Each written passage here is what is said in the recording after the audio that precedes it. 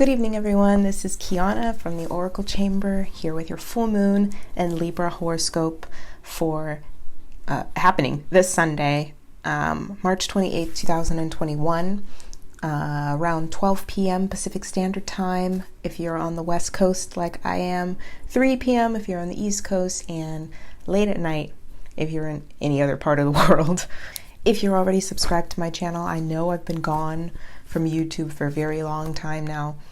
I keep intermittently appearing and disappearing, and there's a reason for that, which I won't discuss in this video, but I felt like I really needed to return for this full moon in particular, because not only is it hitting major points in my own chart, which gives me sort of an intuitive grasp of the situation that's happening right now, but also this is the beginning of the astrological new year.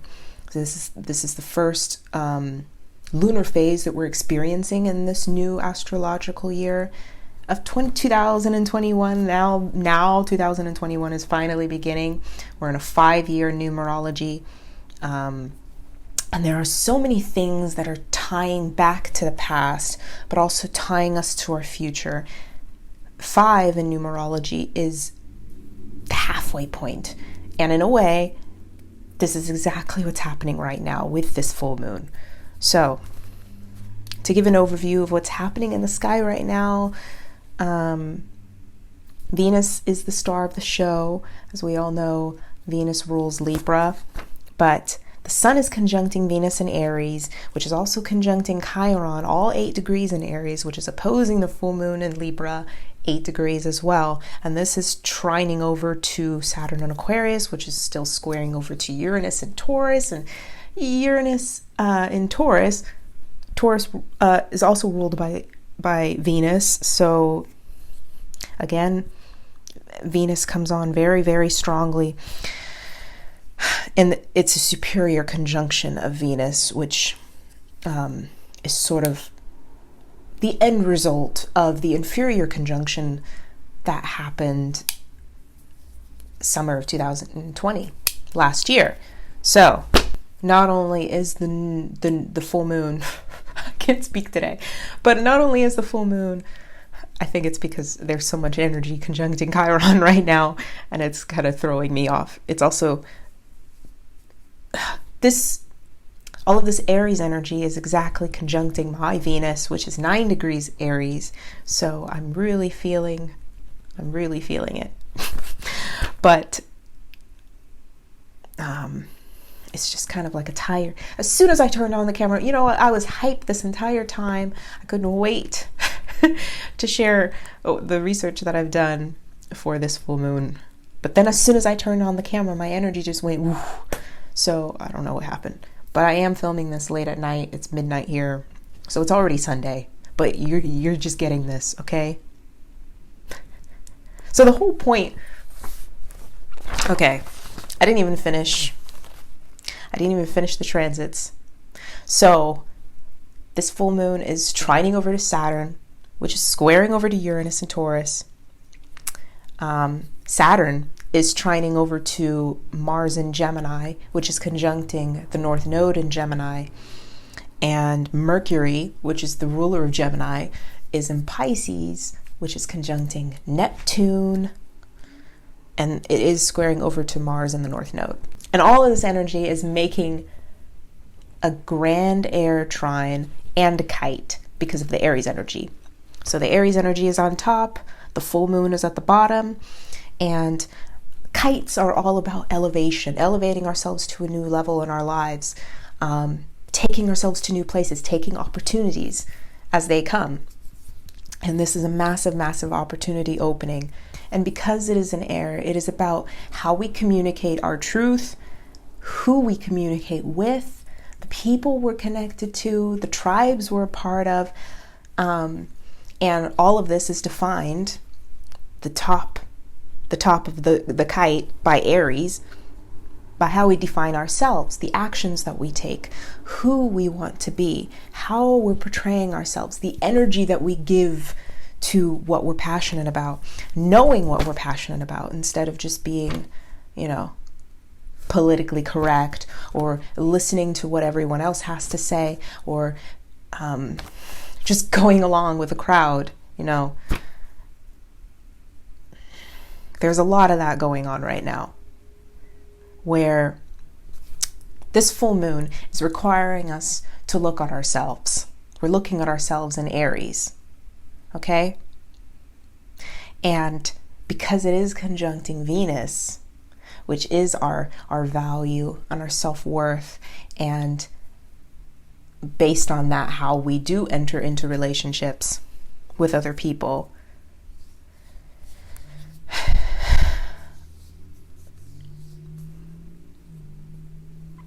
there is that part of our identity that needs to be healed from relying too much on what other people think, on what other people believe, and allowing it to influence our own consciousness.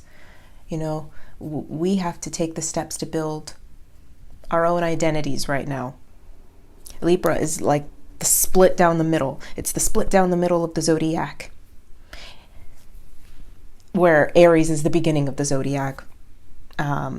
Libra begins a whole new phase, but we're phasing out of that phase because it is a full moon. So it's endings and new beginnings.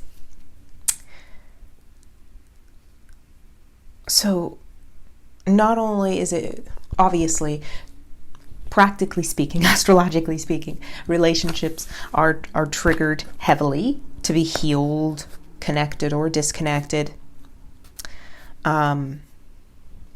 But I've been saying this for years. I don't think I've ever broadcast it out to YouTube, but I've been saying this phrase. I know it's a movie, but I've never seen the movie, but in my head, I keep having this phrase, the war of the worlds, the war of the worlds, like there's a war coming. And now we're in Aries season. Aries rules war, of course, but I really feel like, and we're already seeing it right now in the world, where there will be a literal collective split down the middle between different social forces. So determined by what you value, or how you value yourself, what you believe, who you are, how you define yourself. All of this is going to determine the side of the fence that you're going to be on. There cannot be any in the middleness anymore, which I feel like a lot of us have been doing. I know I have kind of been on the fence, but I know I lean way more to one side than the other.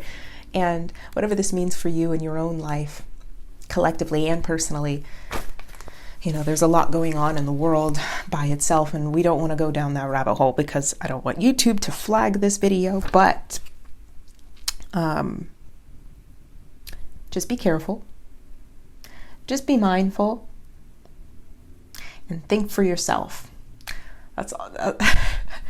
That's the only way I can discuss this without the YouTube gods coming down on me. So there's some unique energy going on right now. I'm feeling like there are two different realities sort of submerging onto the present right now. And simplistically, I guess that's always the case. Like, we always have a choice whether we take the hard path or the easy path, or we choose to, simplistically, I guess we always have the choice between doing the right thing or the wrong thing, or choosing to repeat our past patterns, or to go forward and progress in the future and do things a different way. But right now is extra emphasized that we are literally, especially with Mercury and Pisces conjuncting Neptune right now, and Mars being on the North Node, we're getting a vision of the future. Not only a vision of the future, but also a vision of the past And with Mercury in Pisces, there is this weird, nebulous, sort of insidious energy. It's very tricky. It's very hard to decipher Pisces, especially with Mercury there, which wants to decipher everything and figure everything out, right? And it goes around and around in circles, but it's like trying to grasp onto fog, you know? And interestingly enough, the Sabian symbol for Aries 8 degrees happening right now is a crystal gazer, which if you look at the crystal ball, there is like this sort of fog in the glass, and you have to peer through it and make out a picture. And that's what we're doing right now. We're kind of taking a step back outside of the cacophony of our personal lives and looking at the bigger picture, looking at the bigger vision, getting a glimpse of what can potentially be. But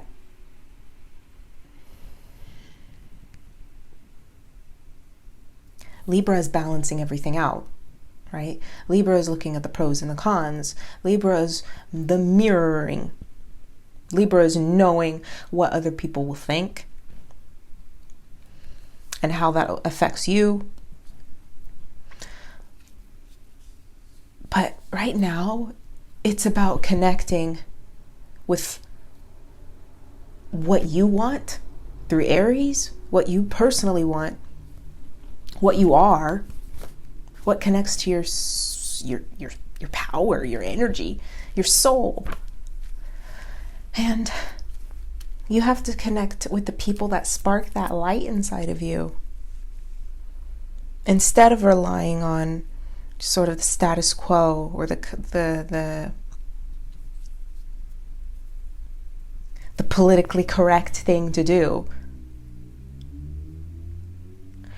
There's so many unknowns happening right now.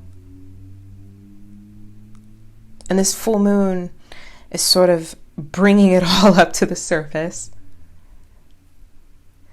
Okay.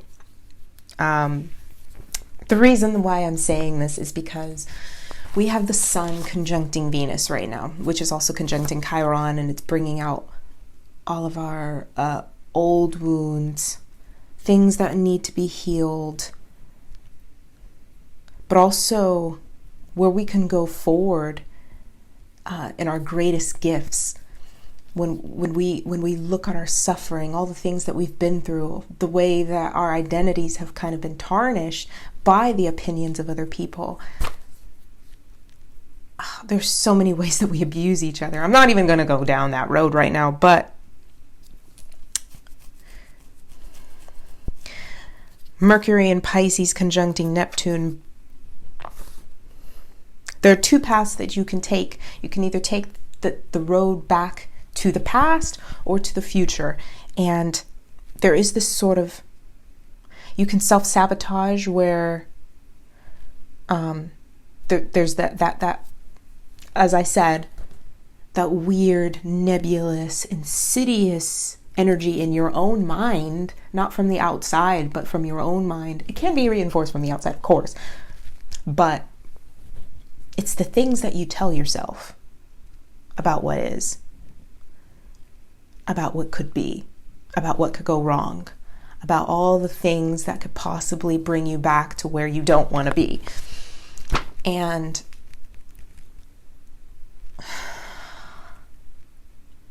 it's the subconscious, right? That's the subconscious fears, the neuroses. Mercury and Pisces can rule mental illnesses as well. Neptune, of course. It is this really cloudy, sort of gnawing away inside of you sort of fear of repeating past mistakes. And that energy in itself makes you repeat past mistakes. But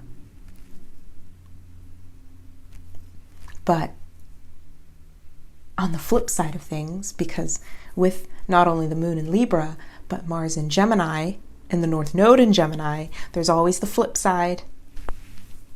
There's always two sides to the coin that we toss. And the flip side of this is spiritual guidance, being called, the clarion call from whatever higher force you believe guides your life. And you're going to have to define that for yourself. We do have the North Node in Gemini and the South Node in Sag right now. So it cannot be defined by some collective force or some religious group or whatever else, whatever other institution that most people cling to. You have to define it for yourself. You have to be the one to research and to ask the questions and to poke and prod and to follow your curiosity into the world and find that higher power within you and outside of you, if that's something you find. But, okay, tangent. This is the fear of old ghosts, right? Old ghosts coming back to haunt you. And it's important to realize that the clarion call, which is this Neptune conjuncting Mercury, or also deception, on the positive side of things, it is spiritual guidance. So this clarion call is beyond all logic and reason. So you cannot use your mind to figure out what's going on. You cannot use your mind to try and dissect and to analyze and to get into a tailspin in a whirlwind inside of your own consciousness, trying to hyper-visualize how everything is going to play out right now. Right now, it's all about following your gut, following your instincts, following your passion, following your excitement. Gemini, Aries, and Libra is mirroring it all, right? So whatever path you choose is going to be the reality that you're going to experience for the upcoming year, as this is all defining 2021, how we're going to experience this year. So you have a choice to make. You have a choice to make, and Pisces is either heaven or hell. It's either the dream, the paradise, the really shiny thing that you've always dreamed of experiencing in your life, right? Or it can be hell. It can be trapped by your own fears and your own subconscious and your own internal critic. The internal critic that's afraid to step into the unknown, afraid to experience anything that will pierce the illusion of self. Another thing I wanted to bring up is this Sun-Venus conjunction happening in Aries right now. And not only because Venus rules Libra and Taurus, but we're experiencing the superior conjunction of the Sun-Venus relationship. And the superior conjunction can almost be related to the opposition or the full moon, which is what we're experiencing right now, from the beginning, or the conjunction or the new moon phase of the Sun-Venus relationship. So what we're experiencing right now is a culmination of the energy that we experienced in June of 2020, last year. So whatever energy you were experiencing then, because we had the Sun-Venus conjunction while Venus was retrograde in Gemini, which is where the North Node and Mars are right now. Whatever you were experiencing then, you planted the seed. You changed your environment. I know I changed my environment. I moved back down to San Diego from Sacramento for however many years I was up there. I just basically leaped in the car and drove down here. But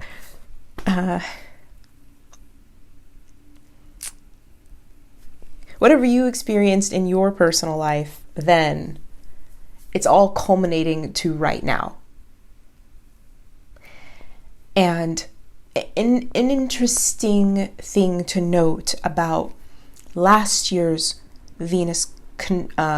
Sun-Venus conjunction, inferior conjunction, is that it is directly tied to the Sun-Venus conjunction, inferior conjunction again in Gemini, which happened in 2012. And I've had an intuition about this for a while. I didn't have the research back then that I do now, but there is this mirroring. Again, we have that mirroring effect with the Libra and the Gemini, and also the Aquarius, because if you look at the glyphs for those signs, they're all mirroring each other. But besides that, there is this mirroring effect. If you even just look at not only the numbers, 2012 and 2021, they're both 5 years in numerology.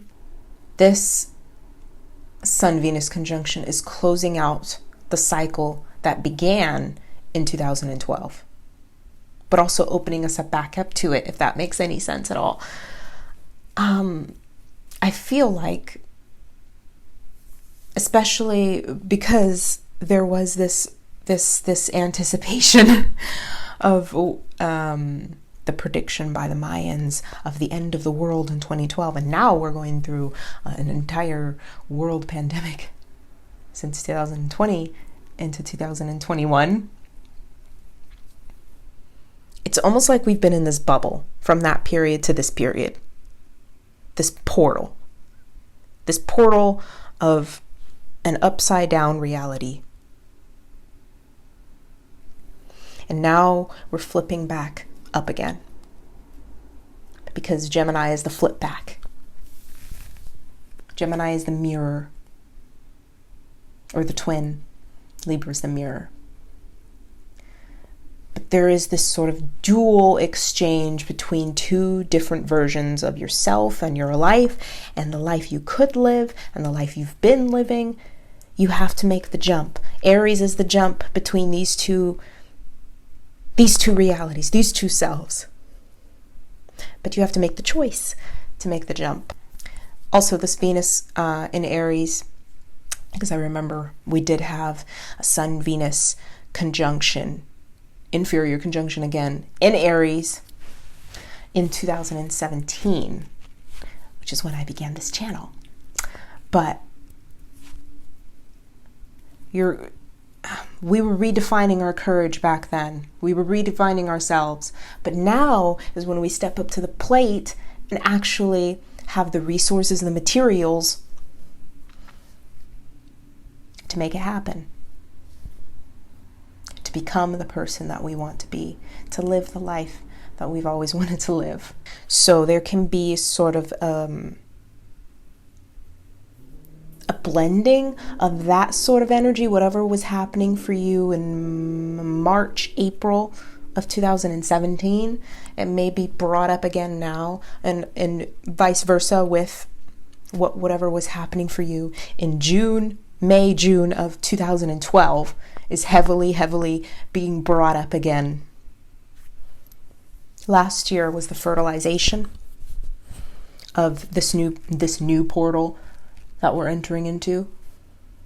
And now, in this superior conjunction, is the birth. It's the birth of that new reality. It's been approximately 9 months since that inferior conjunction last year. And it's brought you to this place now to look at yourself, to look at your life,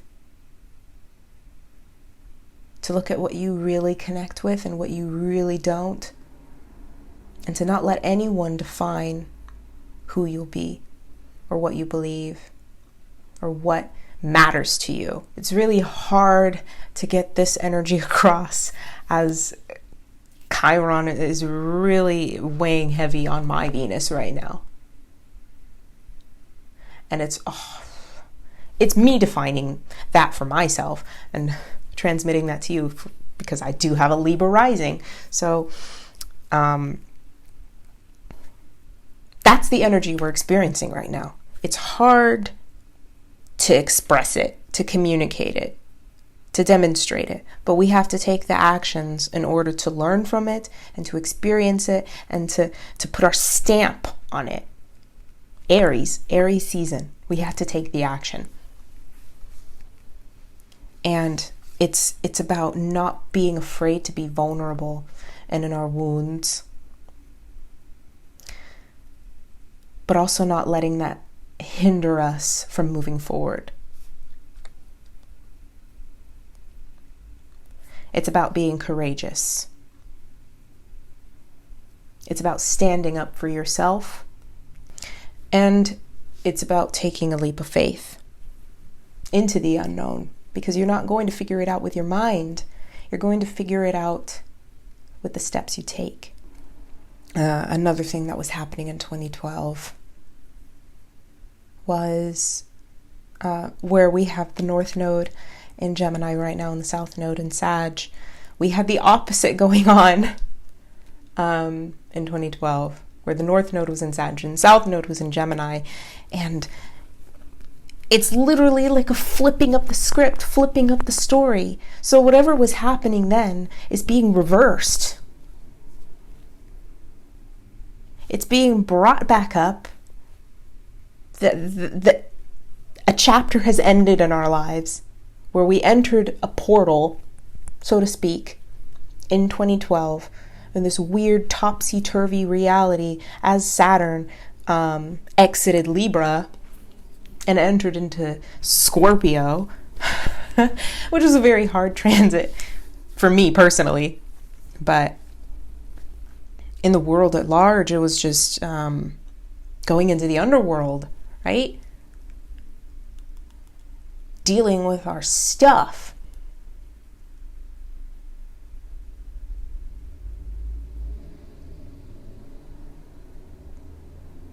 And we've been dealing with our stuff for about 9 years now, which is a full cycle, full numerological cycle.